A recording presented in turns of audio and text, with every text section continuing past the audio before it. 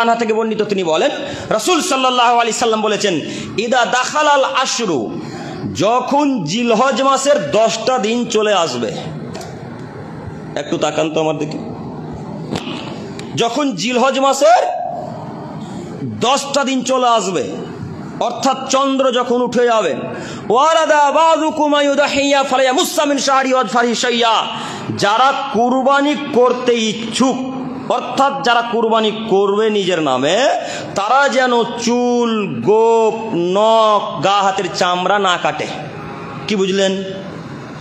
যারা কুরবানি করতে ইচ্ছুক, যারা কুরবানি দিবে, তারা যেন চুল, গোপ, নখ এবং গা হাতের চামড়া ছিঁড়ে না ফেলে।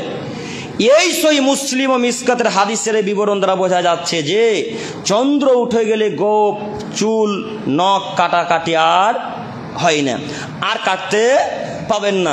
অনেক ভাই আপনারা কল করছেন দিন রাত আমাকে আর বলছেন, ভাই চাঁদ উঠে গেলে কি আর দাড়ি কাটা যাবে? এই যে প্রশ্নটাই ভুল, কথা বুঝতে পারেননি?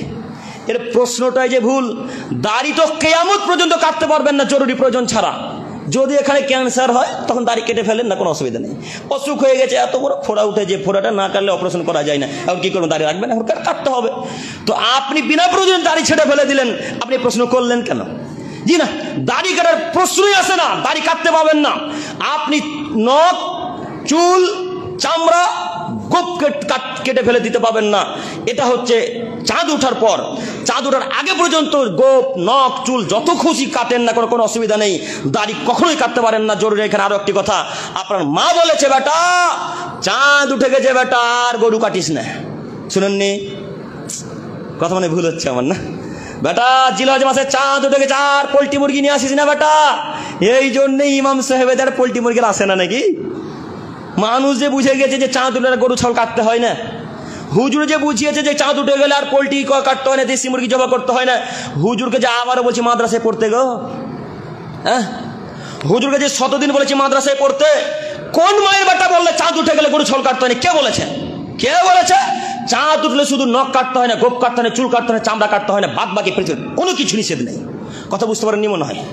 আর নাভি নিচে লোম কাটবেন না, নাভি নিচে লোম কাটবেন না, বাদ বাকি সব কাটেন, গরু ছাগল কাটতে পাবেন না। কে বললো? আপনি যখন গরু ছাগল কাটে খান। এই জন্য আপনারা গরু খাওয়া বন্ধ করে দিয়েছেন, এই জন্য আপনারা পোল্ট্রি মুরগি খাওয়া বন্ধ করে দিয়েছেন, এই জন্য দেশি মুরগি খাওয়া বন্ধ করে দিয়েছেন। কেন? আপনার মা বলেছে, বেটা চাঁদ উঠেছে, বেটা আর কাটিও না, কাটতে হয় না। এই কথাকে মাটির তলে বরজের গোরস্থানে পুঁতে দিতে হবে। এই কথার 5 পয়সা কোনো মূল্য নেই। এটা রাসূল সাল্লাল্লাহু আলাইহি ওয়াসাল্লামের বাণী নয়। এই কথা আজ থেকে প্রাধান্য দেবেন ইনশাল্লাহ। মনে থাকবেন ইনশাল্লাহ? মনে থাকবে কি ইনশাল্লাহ? ইনশাল্লাহ। সাথে সাথে আরো কথা, এই যে আরাফার